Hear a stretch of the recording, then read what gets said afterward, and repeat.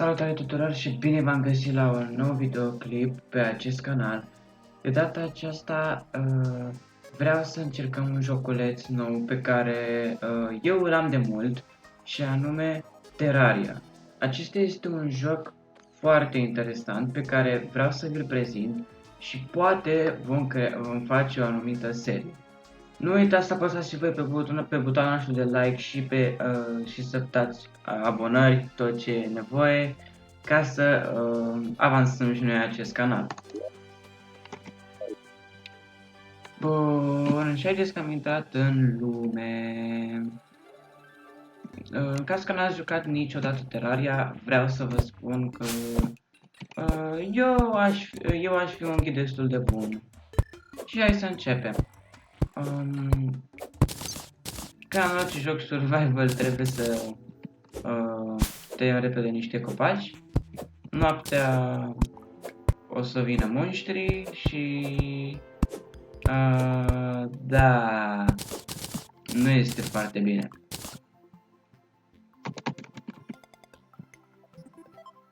Bun. În caz că nu știți foarte bine care e faza cu acest joc, ei bine, jocul acesta se bazează mult pe survival și se bazează mult pe boși.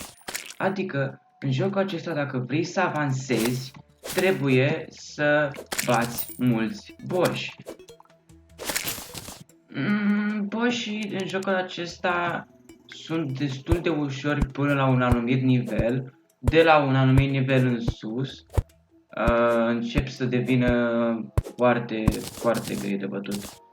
Dar hai să începem.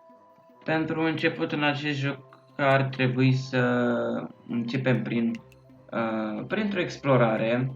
În caz că n-ați observat, în dreapta este o persoană, Cody the Guide. Ghidului poți să te duci cu un item, spre exemplu cu lemn sau cu orice item, și el o să zică ce anume poți să craftezi tu cu acel item. Bun.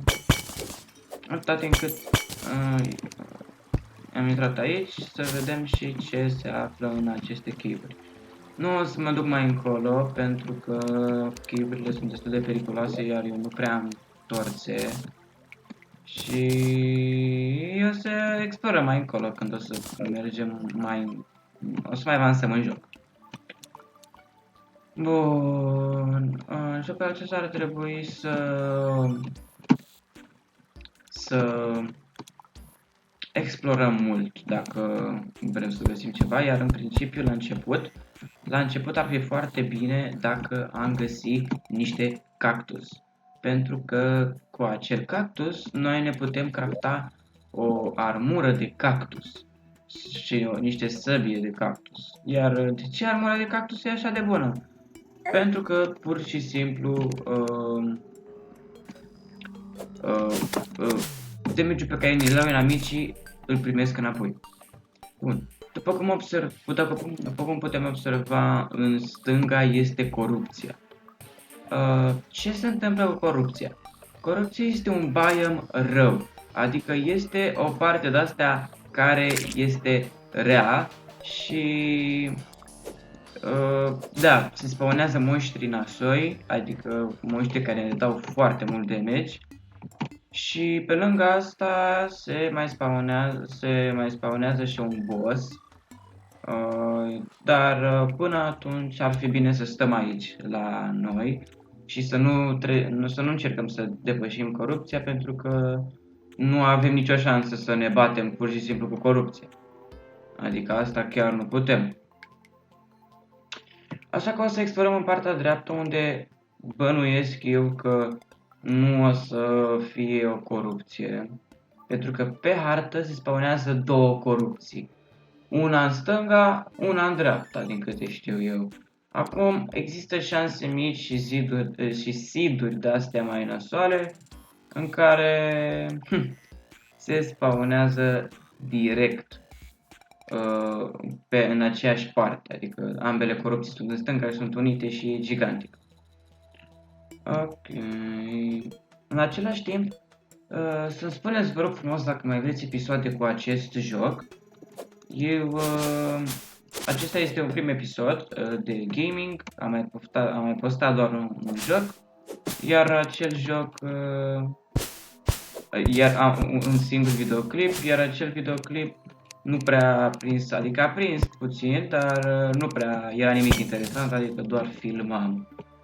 Dar eu vreau acum să mai postăm și noi niște gaming ca să văd dacă vă place așa sau dacă vreți, nu știu, alte jocuri. Aici jos este un golden chest. Golden chestul este destul de rar, așa că vreau să luăm cât mai rapid. De rapid putem, repede vom lua acest golden chest. Și în el găsim o chestie foarte OP. Chestia asta, nu mai zic chestie, itemul acesta ne ajută extrem de mult ca să mergem mai rapid, adică dacă o să ținem un anumit cooldown să mergem, noi dacă o să... Vă arăt imediat. Poate observați că mă bâlbâi destul de mult, asta este pentru că e printre primele mele videoclipuri de gaming și sper să vă placă și dacă vă place, vă rog frumos să îmi scrieți în secțiunea de comentarii dacă mai vreți astfel de episoade și sau dacă vreți să filmăm totuși un alt joc. Pentru că există multe jocuri, iar eu am multe idei de jocuri în minte, așa că dacă vreți să-mi spuneți. Bine, deocamdată, după cum pot observa, nu prea pot să scap de aici. Acum. Așa. Și da, să vedem noi. Acum la început jocul este destul de complicat, adică nu prea e ușor, vedeți că tot cad de pe frânghie. Dar da, totul o să fie ok, să sperăm. Bun.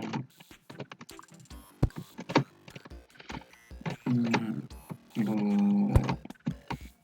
Încerc să cap și eu de aici. Așa. Perfect. Și acum, gata, am reușit să scap. În jocul acesta v-am spus că există boși, numai că acei boși trebuie să fie spawnați cumva. Și se spawnează mai complicat un pic. Dar dacă o să mai doriți episoade de genul, cu siguranță o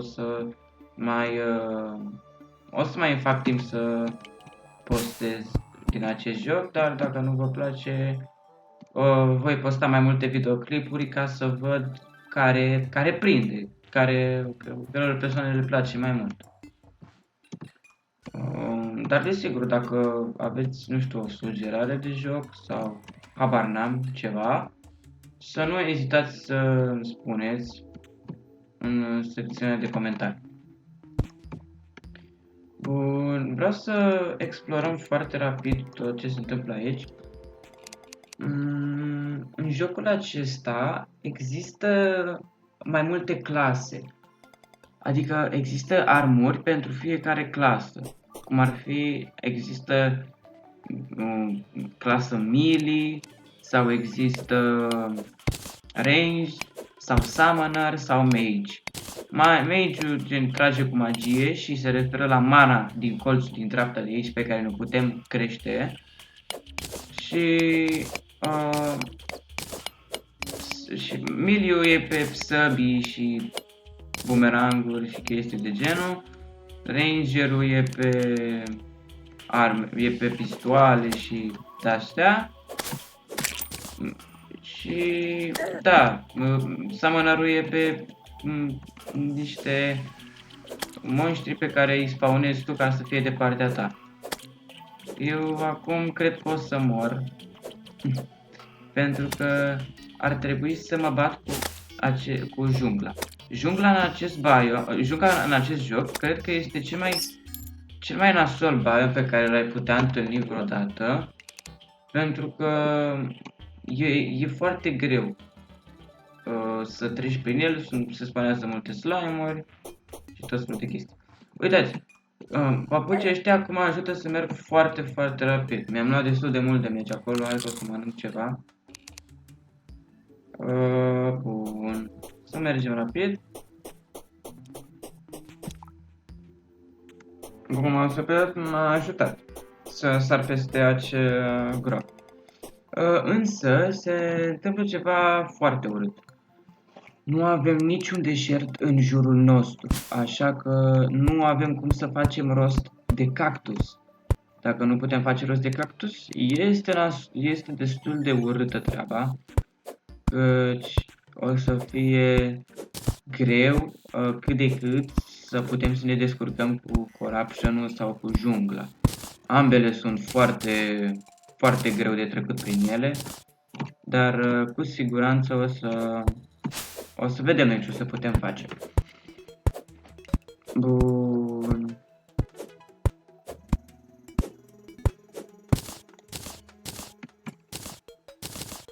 Eu o să postez videoclipuri de obicei o dată la săptămână, nu neapărat la săptămână, dar o să postez videoclipuri în weekenduri și foarte rar îmi fac în timpul săptămânii dacă e ceva care chiar e urgent. Dar în rest o să apară videoclipuri în weekend, pentru că în tur săptămânii am foarte multă treabă. Mai ales că suntem fix înainte de vară. Bun. Dacă n-am putut să găsesc niște cactus, atunci ne rămâne opțiunea doar să minăm. În jocul acesta poate să-ți vină niște NPC-uri care îți vând ceva. Vă arăt imediat care e faza și ce se întâmplă. Dacă cumva vreți să vă jucați jocul acesta vreodată, să știți că acesta este un mini-ghid. Sunt convins că puteți să găsiți ghiduri mai bune, dar dacă sunteți din România și vreți să ascultați ceva în română sau ceva de genul, vă puteți uita la videoclipul meu. Pentru că eu m-am mai jucat jocul ăsta în trecut și am ajuns foarte departe.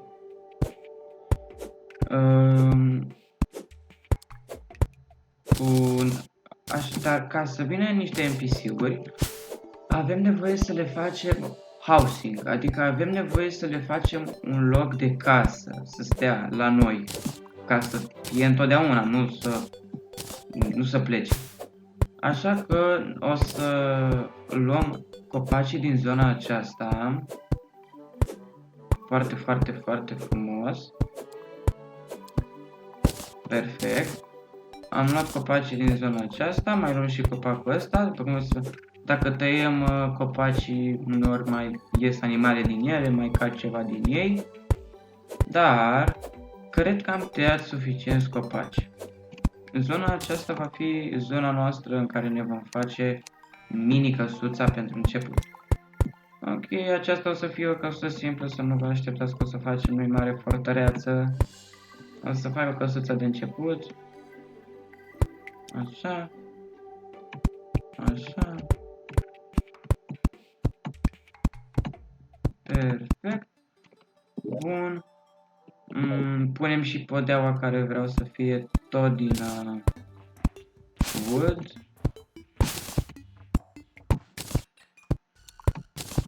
Bun. Jocul la început până se încarcă harta este destul de greu, pentru că se mișcă mai urât, că trebuie să se genereze toate structurile și absolut tot. Pentru că o să vedeți că o să avem structuri, o să avem clădiri, în junglă e un templu, e interesant. Decât că mai toate clădirile astea sunt subterane, nu prea sunt aici, la vedere. Noi cu tot acest lemn pe care l-am strâns o să le facem un workbench. O să-l punem aici și cu acest workbench putem face niște materiale, cum ar fi niște scaune, niște mese, niște uși. Ok, punem ușa acolo, ușa aici. Asta e o casă destul de mică și înghesuită, dar în această casă nu o să locuiesc eu, ci o să vreau să le fac loc NPC-urilor să intre aici. O să facem multe bucăți din acestea.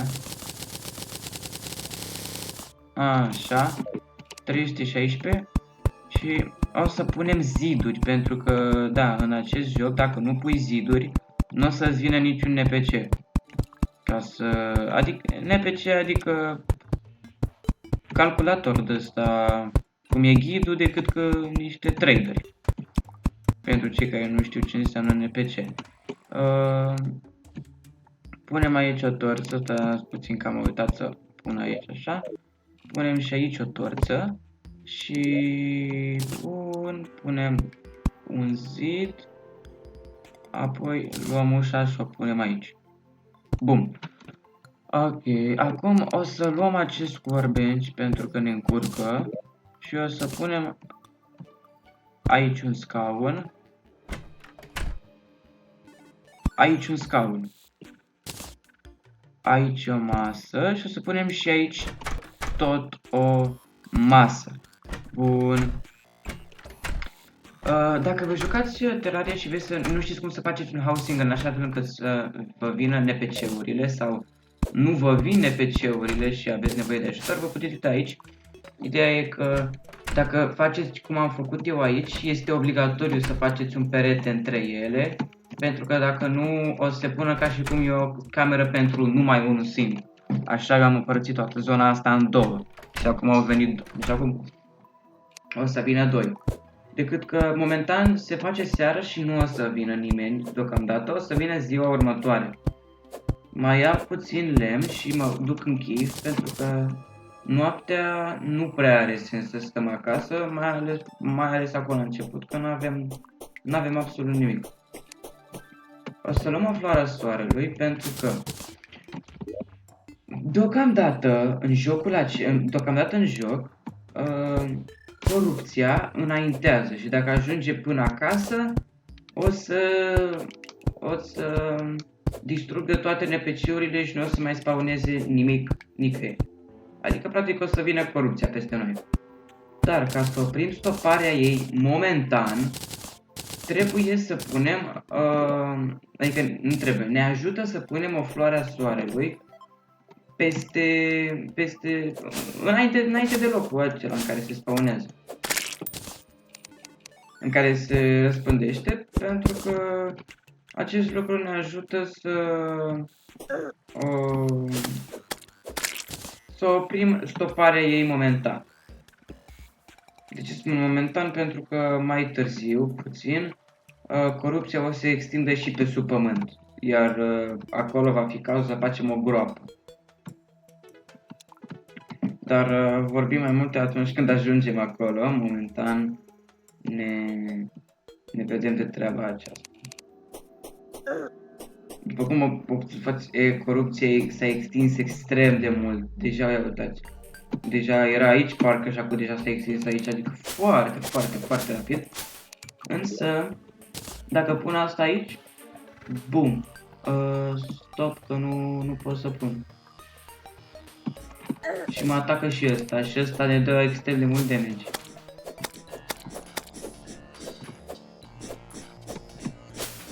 E cam periculos și cred că 100% o să mor. Și cred că-s mort.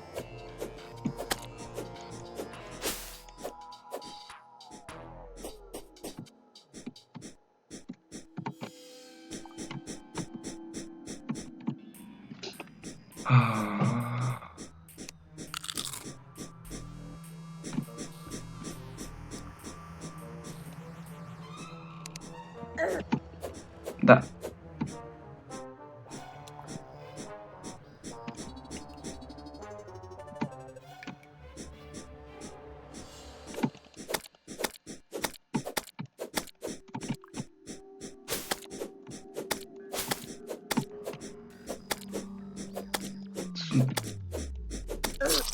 Eram puțin concentrat și de aceea nu vreau să vorbesc.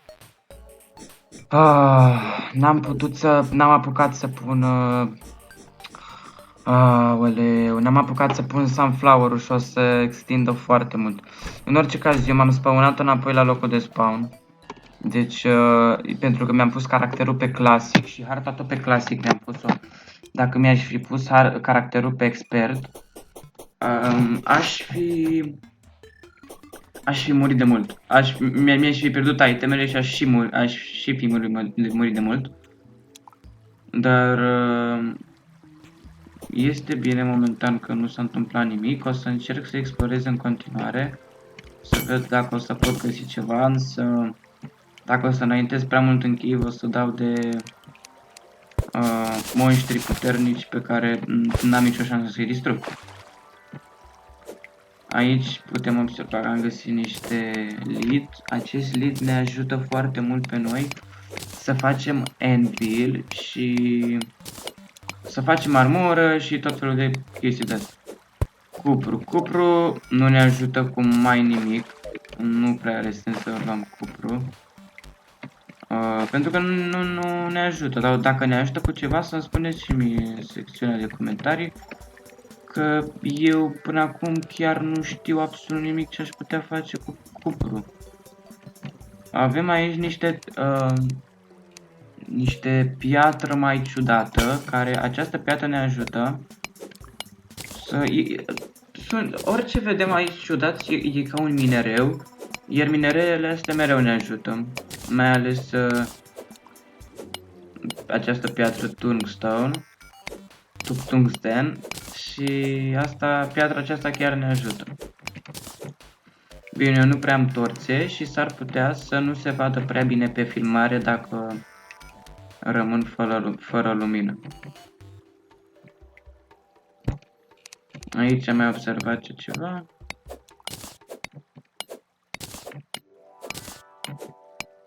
Bun. Aici este niște lead, cred. Da, e lead. Bun, perfect. Dacă să ne facem niște anvil-uri, niște ceva, ca să putem să explorăm în continuare harta, că corupția s-a spawnat cam foarte aproape de noi și nu tare îmi convine chestia asta. Aici sus este gold. Goldul este foarte OP în acest joc. Cu goldul, cu pickaxe-ul de gold, care se face cu gold, o să putem sparge un minereu de corupție. Corupția asta este specială pentru că are un minereu anume. Adică are o piatră valoroasă pe care o poți sparge doar de la un târnăcop de gold în sus. Bine, acum la modul real îți scrie 35% pickaxe power, decât că eu nu știu exact ce power are târnăcopul de gold. Așa că tot ce pot să aflu atât, că habar n-am cât pickaxe power are târnăcopul de gold. Dar știu că tot ce e de la gold în sus poate să spargă acele minereuri. Oricum, nu prea o să avem nevoie atât de multă de acele minereuri, pentru că o să găsim o să batem un boss de multe ori, care acel boss ne dă foarte mult minereu de la Corruption Orb, mi se pare că se numește, sau ceva de genul, care e mov și face o lumină în jurul lui. S-ar putea să-l găsim prin cave-uri. Da, se găsește prin cave-uri mult mai joase. Ok, se pare că am găsit o șină de rain. De rain, de șină de tren. Și niște corruption lead. Da, dar eu nu prea vreau să merg cu rail-ul momentan. Eu vreau să iau lead-ul acesta. Rail-ul ți se pune în automat, nu e ca în Minecraft, nu e ca în Terraria, nu e ca în alte jocuri. însă ne cam ajută că nu trebuie să ne craftăm noi unul. Dacă vrem un minecart mai puternic, trebuie să ne craftăm noi un minecart separat care e mai puternic. Dar momentan nu avem nevoie de așa ceva și nu are sens să ne irosim timpul cu lucrul acesta. Pentru că mai târziu în hartă o să, adică foarte, foarte târziu, peste multe episoade, gen de câteva episoade, dacă mai vreți să continuăm, o să încerc să fac lucrul acesta și anume să pun o mașină de rain prin toată lumea de Terraria ca să ne mișcăm mai rapid. Să spuneți ce părere aveți și dacă aveți ceva împotrivă. Că să știți că vă citesc comentariile, mai ales că sunt la început și dacă mi-ați scrie comentarii și v-aș răspunde, m-ar ajuta foarte mult să înțeleg cu ce se mănâncă un canal de genul. Ok, acum avem niște mici probleme cu acest slime gigant. Din acel slime o să se împartă încă vreo 3 slime-uri care o să ne atace, așa că l-am păcălit să coboare jos ca noi acum să cățărăm foarte rapid.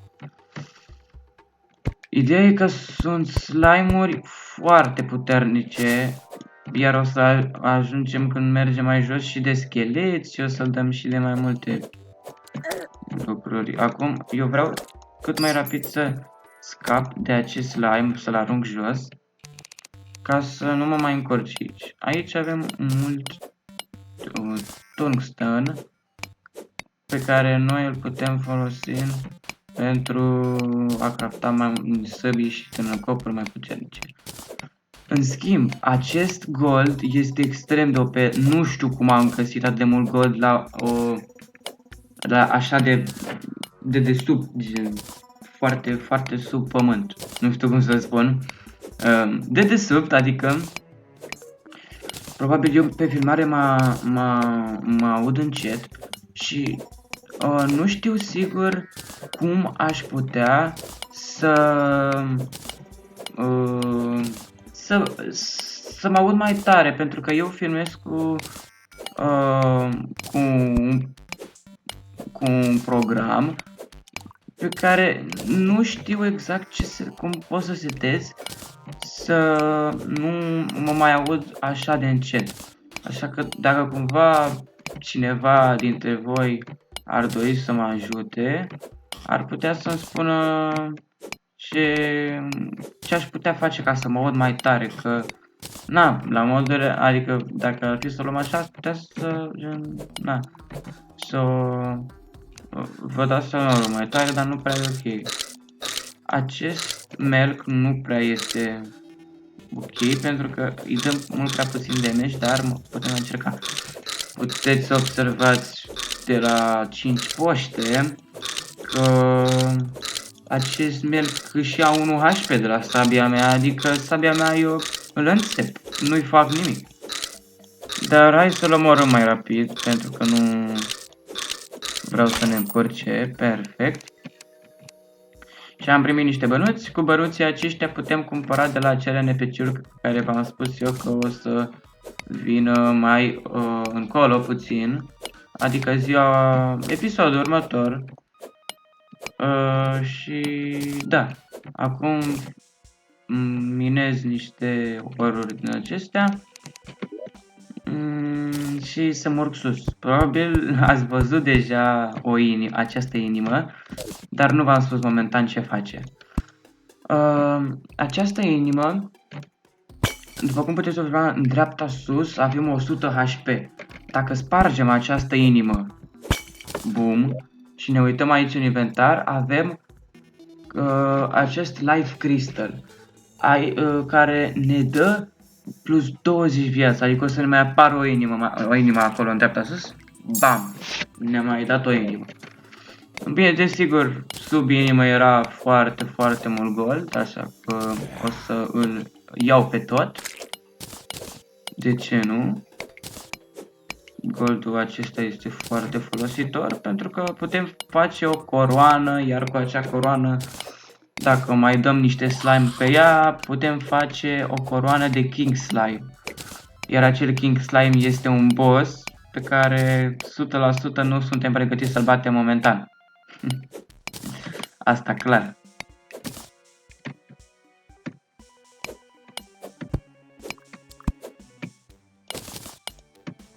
Numai să dau piatra asta odată ca să mă pot cățăra, dar nu pot să fac asta. Așa, perfect. Spargem piatra aceasta ca să ne putem cățăra, să mergem mai sus.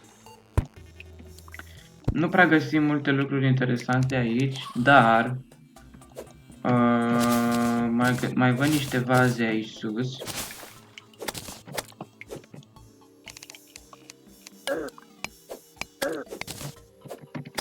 Așa, vreau să nu mor, pentru că dacă mor îmi pierd toți banii și... Ia, iurea că trebuie iară să te bați cu monștri, pentru că banii ăștia nu cresc în copaci, cum zic eu. Și aici am găsit niște vaze. Probabil n-ați văzut nimic. Poate eu momentan încerc să caut niște aplicații speciale prin care aș putea edita, căci eu nu mă prea pricep așa de bine la editări și chiar aș prefera dacă ar putea cineva să mă ajute. Însă, da, momentan o să încerc să mă descurc așa, fără editări. Sper să apreciați măcar tot ce fac aici și măcar să doriți voi mai multe videoclipuri din partea mea. Dar momentan cred că este suficient așa pentru primul videoclip. Mai mergem un pic să ajungem înapoi. Bun. Și cred că aici o să oprim episodul de astăzi. Eu nu sper că v-a plăcut. Știu că a fost un episod mai scurt și s-ar putea să nu vă placă. Însă, pentru un prim episod, cred că este de ajuns. Eu am fost Banana 36, cum zic eu. Sper ne auzim pe data viitoare. Pa, pa!